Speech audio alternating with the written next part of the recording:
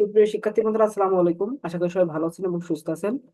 19তম শিক্ষক নিবন্ধনের লিখিত ব্যাচে তথ্য ক্লাসে আপনাদেরকে আন্তরিক অভিনন্দন। আজ আমরা আলোচনা করব পাবলো পিকাসোর শিল্প জীবন নিয়ে। আপনার একটি মনোযোগ সহকারে সবাই শুনবেন।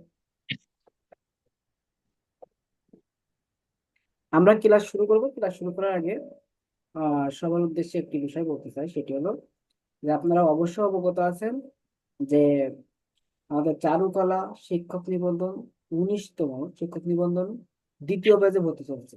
19তম শিক্ষক নিবন্ধনে চারুকলা দ্বিতীয় ব্যাচে ভর্তি চলছে। যারা চারুকলা বিষয়ে 19তম শিক্ষক নিবন্ধন পরীক্ষা অংশগ্রহণ করবেন, আপনাদের লিখিত দ্বিতীয় ব্যাচে ভর্তি চলছে। যারা ভর্তি হতে চাচ্ছেন অতি দ্রুত ভর্তি হতে পারেন। বিংশ শতাব্দীর অন্যতম সেরা চিত্রশিল্পী হলেন পাবলো পিকাসো। আবার অনেকেই মনে করেন তিনি হলেন ইতিহাসের সর্বশ্রেষ্ঠ চিত্রশিল্পী। একজন মানুষের আঁকা সবচেয়ে সংখ্যক শিল্পকর্ম তৈরির রেকর্ড রয়েছে পাবলো পিকাসো। শিল্প জীবনের 78 বছর বয়সে তিনি প্রায় 13,500 চিত্র, 1 লাখ প্রিন্ট বা খোদাই, 300 স্থাপনা সহ বেশ কিছু শিল্পকর্ম তৈরি করেছে। তার তৈরি করা মোট শিল্পকর্মের সংখ্যা হিসাব করলে সংখ্যাটি দাঁড়ায় প্রায় 1,47,800টি। একাধারে তিনি ভাস্কর, চিত্রশিল্পী, প্রিন্ট মেকার, মৃৎশিল্পী, মঞ্চ নকশাকারী, কবি ও নাট্যকার। বিশ্বের সবচেয়ে দামি শিল্পগুলির মধ্যে পিকাসোর ছবিগুলো ছিল অন্যতম। পাবলো পিকাসোর জন্ম। পাবলো পিকাসো 1981 সালের 25 অক্টোবর স্পেনের দক্ষিণে ভূমধ্যসাগর তীরবর্তী বন্দর মালাগায় জন্মগ্রহণ করেন। এতটুকু দিলেই এনাফ জন্মটা। শৈশব জীবন। পিকাসো নাকি কথা বলার আগেই আঁকা শুরু করেছিলেন। আর 10টি শিশুর মতো মা বাবা নয়, বরং তার মুখে প্রথম যে শব্দটি শোনা যায় তা হলো লাফিজ। এই স্প্যানিশ ভাষায় যার অর্থ হলো পেন্সিল। ঠিক আছে, স্প্যানিশ ভাষায় যার অর্থ বলা হয় পেন্সিল। আর পিকাসোর উল্লেখযোগ্য শিল্পকর্মের মধ্যে রয়েছে la de la Galette, the ballroom, old guitarist, the weeping woman ইত্যাদি। পিকাসোর শিল্পকর্মের বৈশিষ্ট্যগুলো একটু দেখেন। তিনি চিত্রকর্মের প্রত্যেকটি পর্যায়ে তার আগের পর্যায়কে ভেঙে পরবর্তী পর্যায়ে গেছেন। এই সব কিছুর সঙ্গেই তার গভীর আত্মিক যোগ ছিল।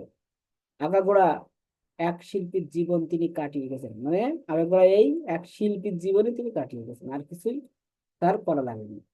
তার প্রত্যেকটা ছবির মধ্যেই আসল মানুষটিকে খুঁজে পাওয়া যায়। পিকাসোর সৃজনশীলতা ছিল বাঁধন হারা। সব সময় নতুন কিছু খোঁজার চেষ্টা করতেন। যদিও তিনি বলতেন, আমি কিছুই খুঁজিনি, আমি পেয়ে যাই। আজ আমরা এই পাবলো পিকাসোর উল্লেখযোগ্য কিছু শিল্প কর্ম সম্পর্কে জানবো। তার ভিতরে উল্লেখযোগ্য হচ্ছে গুয়ের্নিকা। ঠিক আছে, গুয়ের্নিকা হলো কি একটা যুদ্ধের করুণ কাহিনী তিনি চিত্রের মাধ্যমে ফুটিয়ে তুলেছেন। আর এটি ছিল জার্মান নাৎসি বাহিনী দ্বারা স্প্যানিশ গৃহযুদ্ধে, স্পেনের যে গৃহযুদ্ধ ছিল তার জার্মান নাৎসি বাহিনী স্পেনের উপরে যে অত্যাচার চালিয়েছিল সেটির একটি ফলস্বরূপ। এরপর লেস ডিয়ামোয়ে সেলস ডি এবিগনা, এটা ইংরেজি থেকে বাংলা লেখা, তো এগুলো উচ্চারণগুলো এরকম। আপনাদের ইংরেজি থাকলে হয়তো সুবিধা হতো, কিন্তু আমি বাংলায় দিয়েছি, যেগুলো সব বাংলায় থাকলে একভাবে পড়তে সুবিধা হয়। এই জন্য পিকাসোর আঁকা সবচেয়ে মূল্যবান 5টি চিত্রশিল্পের মধ্যে দ্বিতীয় স্থানে রয়েছে সেলস এবিগন। যদিও প্রথমের নাম ছিল দা বোর্থেল অফ এবিগন, পরের নাম রাখা হয় লেডিস অফ এবিগন। 1907 সালে আঁকা এই ছবিটি আসলে 3জন পতিতার যারা মুখোমুখি হয়ে দাঁড়িয়েছে, যাদের মধ্যে ধ্বনিত হচ্ছে প্রতিবাদ এবং বিক্ষোভ, অথচ তারা নারীবাদী কেউ না। সেই ছবিটি সারা বিশ্বে সাড়া ফেলেছে কারণ এর শিল্প নৈপুণ্য। নিখুঁত ভাবে দেহের গড়নগুলো ফুটিয়ে তুলেছেন, আলো ছায়ার ব্যবহারগুলো অনেক চমৎকার ভাবে দেখিয়েছেন। The weeping woman. বিভিন্ন শিল্প নৈপুণ্যের বিচারে বিচক্ষণ বিবেচকগণ পিকাসোর আঁকা সবচেয়ে মূল্যবান 5টি চিত্রশিল্পের মধ্যে তৃতীয় স্থানে রাখা হয়েছে, যাকে তার নাম দেন দ্য উইপিং ওম্যান। আসলে মৃত সন্তান কোলে ক্রন্দনরতা জননীর বিখ্যাত চিত্রগুলির সিরিজ রয়েছে। এখানে এই পড়ে গেছে আপনার এখানে চিত্র হবে, চিত্র হয়ে গেছে। এটা একটু পড়ার সময় একটু দাগ দিয়ে নেবেন, চিত্র। এই সিরিজের সেরা ও চরম পরিণতিপ্রাপ্ত চিত্রকর নিদর্শন হলো এই ছবিটি, এবং এখানে এর মাপ হলো 60 × 49 সেন্টিমিটার। পিকাসোর প্রাক্তন স্ত্রী ড্রা মার্স ছিলেন এই ছবির মডেল, মানে পিকাসোর প্রাক্তন মানে আগের যে স্ত্রী ছিল ড্রামার, তিনি ছিলেন এই ছবির মডেল। 26 অক্টোবর 1937 সালে আঁকা এই ছবিটিতে ভয়, বিস্ময়, যন্ত্রণা ইত্যাদি ফুটিয়ে তুলেছেন পিকাসো দারুণ বুদ্ধিদীপ্ত শিল্প কৌশলের মাধ্যমে, যেমন মৌখিক বিকৃতি, নীল দাঁতের চিৎকার, কালো বিকরিত চোখ, আবদ্ধ অশ্রু বেদনা ইত্যাদি। থ্রি মিউজিশিয়ান সিনথেটিক কিউবিজমের অন্যতম শ্রেষ্ঠ নিদর্শন হলো 1921 সালে আঁকা পিকাসো থ্রি মিউজিশিয়ান।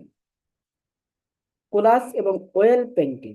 এই কোলাজ হলো যে আপনার কতগুলো বিষয়বস্তু যেগুলো হলো আপনার অব্যবহারযোগ্য, সেটাকে কি করে এরা ব্যবহারযোগ্য করে, যেমন আপনার পুরাতন খবরের কাগজ, তারপরে আপনার আহ এখানে কাপড়, অকেজো কাপড়, তারপরে খেলনা জিনিসপত্র, এসব নিয়ে কোলাজ তৈরি করা হয়।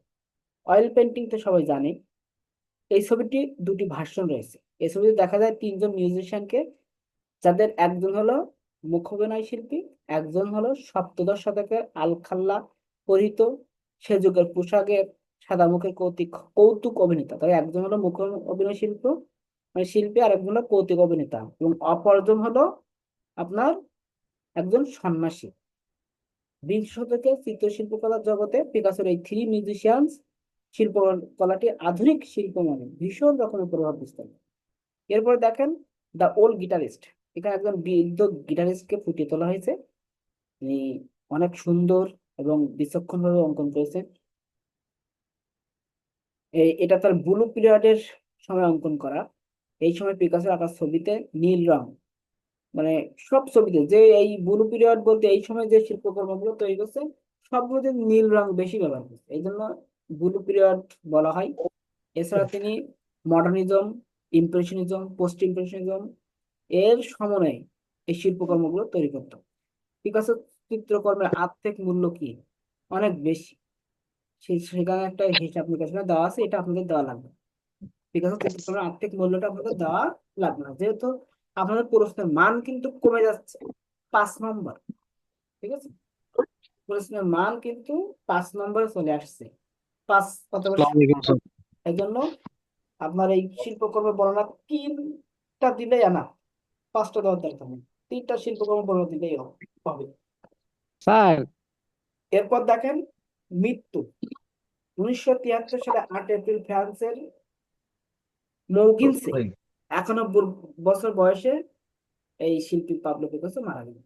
সারা বিশ্বে পাবলো পিকাসো তার নিজস্ব নৈপুণ্য দিয়ে অসামান্য সব শিল্প নির্মাণ করে চিত্রকলার ইতিহাসে আজও অমর হয়ে আছে। তাহলে আপনারা এই এখান থেকে ভূমিকাটা লিখবেন, লেখার পরে জন্ম, শুধু জন্ম যে লাইনটা, এই লাইনটা লিখবেন। তারপর শৈশব জীবন, পিকাসোর চিত্রকর্ম, শিল্পকর্ম বৈশিষ্ট্য, আর 3টা শিল্পকর্ম বর্ণনা দিলেন। 3টা শিল্পকর্ম বর্ণনা দিলেই আপনি 5 নম্বর 6 নম্বর পেয়ে যাবেন। যদি 5 নম্বর হয় 3 4 অটো পেয়ে যাবেন, টেনশন নেওয়ার কোনো কারণ নাই। হ্যাঁ হ্যাঁ হ্যাঁ। সবাইকে অসংখ্য ধন্যবাদ আজকে ক্লাসে আমাদের সাথে যুক্ত থাকার জন্য। আমরা এখন কতদিনের যে ছবি অঙ্কন করতে দিয়েছিলাম পুরুষ ফিগার, ওইটা আমরা একটু দেখবো।